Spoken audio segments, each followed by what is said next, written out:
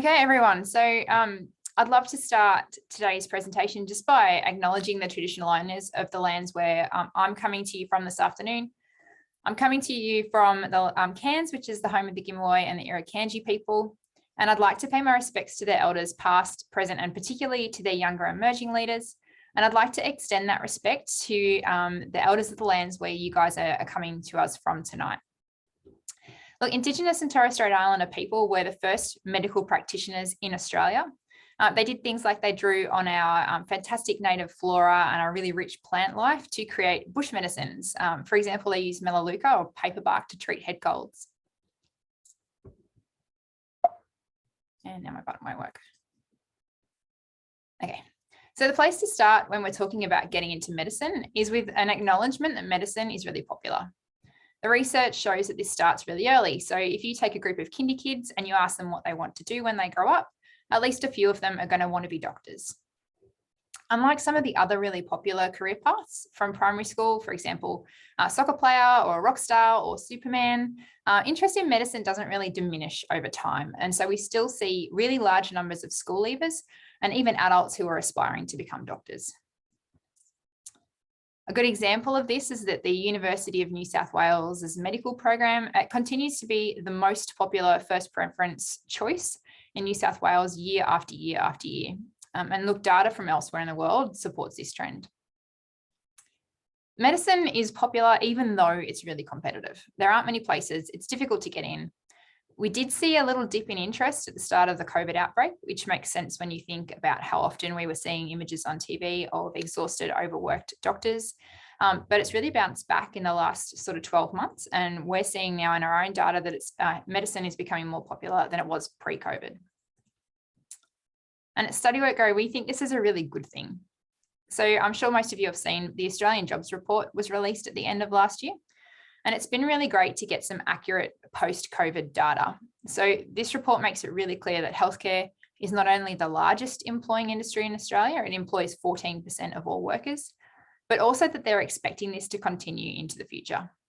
So we need healthcare workers, including doctors, to manage the ongoing rise in demand from COVID and also to help care for our aging population. Now, not every student who applies for medicine will get in, but the research shows that these students are likely to look for similar roles within the same field. So they might go into pharmacy or dentistry or any related sort of fields. So with a really high interest in medicine, it means we've got lots of candidates to fill all those roles that we need to fill. So each year we produce the Entry to Medicine Guide, but this webinar isn't a guide overview, but I am going to briefly explain the guide so you know where it fits in. We've designed the guide to walk students and their parents step by step through the process of getting into medicine. We cover everything from helping them work out if it's a pathway that would suit them, through to understanding the application process and finding and applying for programs that meet their needs. We cover the different pathways, we talk about UCAT and the interview process, look at fees, scholarships, and also the different types of places students might be offered. And we also list all the programs so that students can really easily compare their options. So let's change over the past few years, and we've noticed a few trends. We've been tracking changes to minimum 8 hours, the types of subjects that universities are requiring the students to complete, and also changes to the application process itself. What this means is that students applying for medicine in 2022 can't expect to go through the same process that they would have gone through 5 or 10 years ago. They're going to need new techniques to handle the changing conditions. So to help, we've identified 3 things that students can do to give themselves the best chance of success. The first tip is to apply for as many programs as possible. We also recommend that students practice for the UCAT and for the interview process, even if they're not sure that the program they want requires it, and that they start the whole process really early on. So I'm going to just go through each of these one at a time now. So our first tip is to apply for as many programs as they can. If they end up with multiple offers, then they'll have the power to choose where they go. But if they only apply for 1 or 2 programs, then they're really limiting themselves. We have 22 undergraduate programs in the guide this year, and the students actually have enough preferences in every state so that they can apply for all the programs that they're eligible for. We do recommend that students seriously consider if they would be willing to move if they get an offer in a different location. So for example, if a student in Victoria applies for one of the programs in Western Australia, then they'll need to be prepared to move if that's the only offer that they get.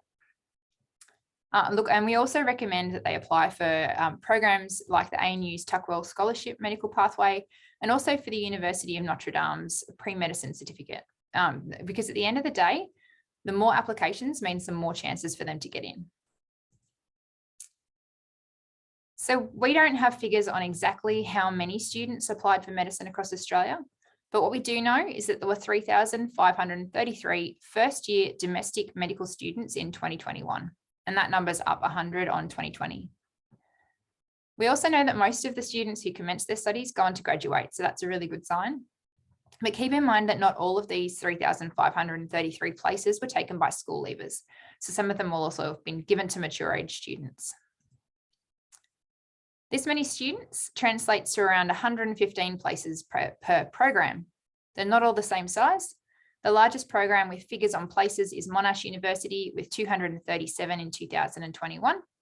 And the smallest is Charles Darwin University's, the Northern Territory Medical Program, and that's just got 12 places, or it had 12 places last year. We're still waiting on the numbers for this year. Our data shows that school leavers actually have a better chance of getting a place than everyone else who applies. So a really good example with data is Curtin University. They had 2,391 applicants, only 558 of these were school leavers. But out of 98 places, 79 of those went to school leavers. So statistically, school leavers had a 1 in 7 chance and everyone else had a 1 in 96 chance of getting in. We really saw this across the board for all the universities where we have data. We also found that programs with more places have more applicants, but they also give students a better chance of getting in. So let's look at a couple of examples. The University of New South Wales program I mentioned before had 1,578 applicants in total for 198 places, which gives you about a 1 in 8 chance of getting in. And the University of Sydney, on the other hand, which is another super popular program, had 561 applicants for just 30 places. So a lot less applicants, but for far fewer places. And that gave those applicants a 1 in 19 chance. I was actually really surprised by the 1 in 8 for UNSW. I thought that was actually not too bad at all for such a really competitive program. Some universities also don't fill all their places or make all their offers, which suggests to me that they couldn't find enough applicants of the quality that they're looking for. So if a student meets the requirements, can ace the interview and the UCAT and get the ATAR that they need, then in theory, they should have a pretty good shot. So our second tip is to practice for both the UCAT and for the interview process. The vast majority of programs now require an interview and UCAT, except in Queensland for some reason. And we're seeing that this is growing. So we're seeing more programs introducing additional application steps each year above and beyond the ATAR. So even if a program doesn't have additional requirements right now, there's a good chance that it might do in a few years' time. And we're also seeing more universities increase the weighting on the interview in particular and decrease their focus on the ATAR. So for example, La Trobe's program now puts a 30% weighting onto the selection rank and 70% of the students' performance in the MMI. Monash University is going to give equal weighting to the ATAR, the UCAT and the MMI. And the joint program from the University of Western Sydney and Charles Sturt University gives no weighting at all to the ATAR. They put 75% on the interview, 25% on the UCAT, and students just need to pass that ATAR threshold. And this is really what we're seeing more and more. Programs are looking first for students to pass the minimum ATAR requirements. And once they've done that, they sit the UCAT, and universities use the UCAT to decide which students to invite to the interview process. From there, some universities base most of their decision on the interview to decide who gets an offer. So I've been talking a bit about interviews and MMIs, and these aren't just a standard run-of-the-mill interview. These are generally multiple mini interviews. So for the MMI, students rotate through a number of stations, normally between 8 to 10 stations. And at each station, they're given a question or scenario and asked to respond by the assessor. They might need to do a short task or role play a scenario with another student or with an actor. And in this process, the universities are actually looking for four specific things. First, they're looking for the ability to thrive. That's how they put it. But what it translates to is, do they think that this student can handle medical school? And do they also think they could go on and complete an internship?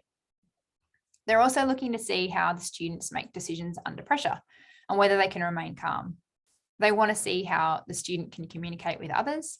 And they're also checking that the student actually wants to be a doctor. So are they interested in medicine for its own sake? And how much do they know about medicine as a profession?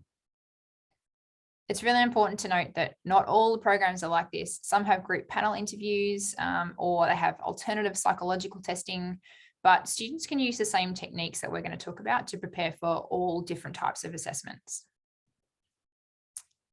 And yeah, the good news is that it's possible to practice for both the UCAT and for the MMIs.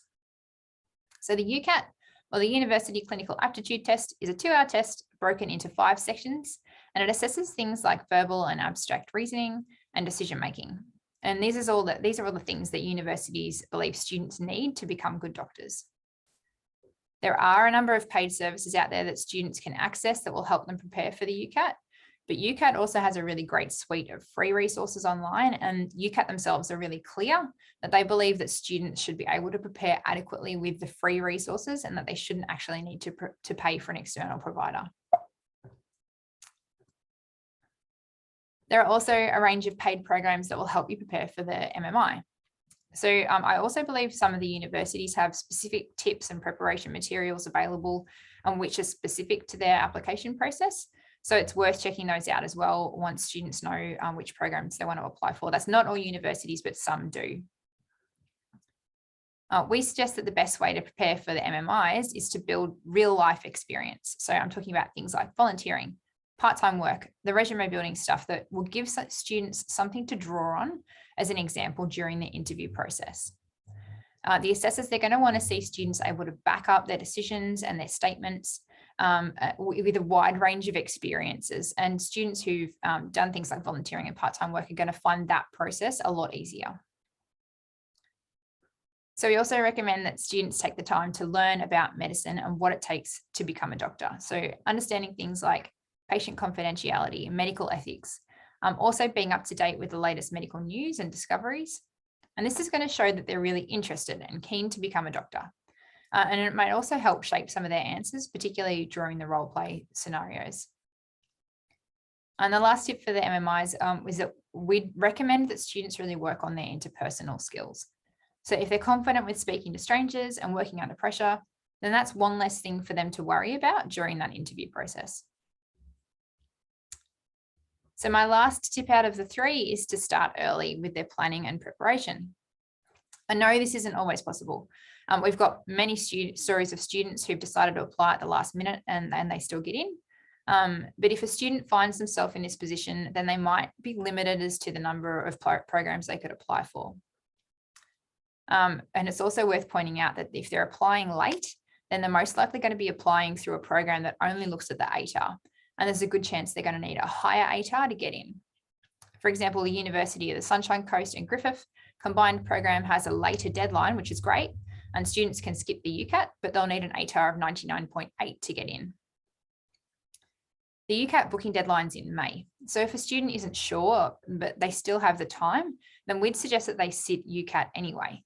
There is a cost, but it's not prohibitive, and it will give them more options down the track. So one of the reasons why we recommend they start early is because it takes a while to research and find out what programs they actually want to apply for. They need to think about things like where they want to study, whether they have the right combination of subjects if there are any prerequisites. And they've also got to think about whether or not the learning environment is right for them. So do they want something fast-paced and in the city, or are they looking for a more flexible learning environment? They're also going to need to consider if the program is going to give them access to the specializations they're most interested in. So if they want to work in a rural location, does the program have a rural focus? Starting early also gives them a chance to build their skills. So resumes and portfolios aren't required yet. We haven't seen any programs where they're looking at introducing them, but it's still going to take some time to build the kinds of skills and experiences students need to perform well in the application process and also to survive medical school. So work experience can be a really great way to build experience. We know that unfortunately due to COVID, a lot of the medical work experience programs have been cancelled. I'm not optimistic that we're going to see many of them back this year, but students can look for other ways to get some experience, even if it's in a related field like physiotherapy or pharmacy. And students can also see if there's a way to have a one-on-one chat, perhaps with their own regular doctor. That could be really highly informative. And also the interviewers will like to see that the students have gone to that effort, have taken the time to actually speak with someone who's currently a doctor. So doctors spend a lot of their day talking to others, and this is often under pressure and in stressful circumstances. So communication and interpersonal skills are going to be really essential for students. They should be practicing speaking in public to build up their confidence, and also practice speaking to a range of people they don't know in a variety of situations. It's going to take a lot of study to get into medicine, but the study doesn't stop there. So students are going to need to rely on the study habits they've built during high school to keep them on track at university. And one of the best ways we think that any student can build their skills, but particularly students who are wanting to study medicine, is through volunteering, especially when it's so difficult for them to get related work experience. There are a few areas of volunteering that relate quite closely to medicine. So for example, homelessness and crisis services will often take people over the age of 16 as volunteers. So I'm talking about things like Rosie's there. And you're going to gain a wide range of skills and also learn about working with a whole heap of different people that they wouldn't otherwise have the ability to meet. They could also look for opportunities to work with elderly people. So we know there are lots of restrictions on aged care facilities, and that's where we normally think of first. But there are other groups around, particularly ones like youngster.co, that are pairing students with the elderly, for example, to solve tech problems. So there are some opportunities still out there for students. And we also recommend that students consider volunteering at events or even in the school canteen, anything that gets them talking to and assisting a range of different people. And look, if all else fails, they can look for volunteering opportunities with animals. So working in an animal shelter or doing something like riding for the disabled means that students are still building those caring skills, even if it's on animals and not on humans. When we're talking about starting early, we're also, we really need to talk about subject selection. Universities are dropping many of the prerequisites. We've even seen quite a few just this year drop maths. But students are still going to need the knowledge that they gain from things like maths and chemistry. And they've got to remember that getting in is only half the battle. So regardless of what the university is considered to be assumed knowledge or prerequisite, we believe that students should be seriously considering taking these subjects, so English, maths, biology and chemistry, if they want to study medicine. English is a no-brainer. We're actually seeing the requirement for at least a standard English come in across the board and for a whole range of courses, not just for medicine. Even though some universities are dropping the requirement for maths, it's really something that's integrated within the medical degree, and it's something that's incredibly hard to catch up on. So the research shows us that students who say rely on a bridging course for maths are more likely to fall behind and struggle at university. So we'd recommend that they still continue to take the highest level of maths that their teachers recommend that they're capable of, even if they're thinking of maybe not doing so. And then finally, medical students are definitely going to need biology and chemistry at university, usually in first year. So we'd recommend that students think about taking both if they can, if there's room in their schedule. And look, at the end of the day, if they don't want to study maths and at least one science in years 11 and 12, then they've got to question whether or not they really want to study medicine, because they're going to be using a lot of the maths, a lot of the biology, and a lot of the chemistry throughout their careers. So the other side of subject selection to talk about is the ATAR. And it's really important to recognize that when it comes to medicine, the ATAR is actually no longer the focus. The average minimum required ATAR is now around 94. And there are a range of further concessions for rural and Indigenous students, for example. And students may also be able to access ATAR adjustments through the normal tertiary application process. So a really good example of this, I'm going back to my University of New South Wales course again, is that in 2021, the lowest standard ATAR they accepted was 97.2, which is quite low when you're talking about medical program standards. And the lowest rural ATAR they took was 91.65. What this means is that if a student is choosing not to study a subject for years 11 and 12 in order to maximize their ATAR, for example, if they're choosing a lower maths, And this could actually end up limiting their options for other programs and impact on their ability to actually get through medical school. So we know that planning for medicine is really stressful, but the bright side is that the industry is evolving quickly and there are so many more exciting options on the table than there were even 5 or 10 years ago. So students who don't get into medicine could end up working, for example, in 3D organ printing and designing machines that print organs in space. They could work in computational biology and find cures for cancer, or they could even go into using spider venom to develop new medicines. Passionate students who want to help others will find a way to do that, whether they get into medicine or not.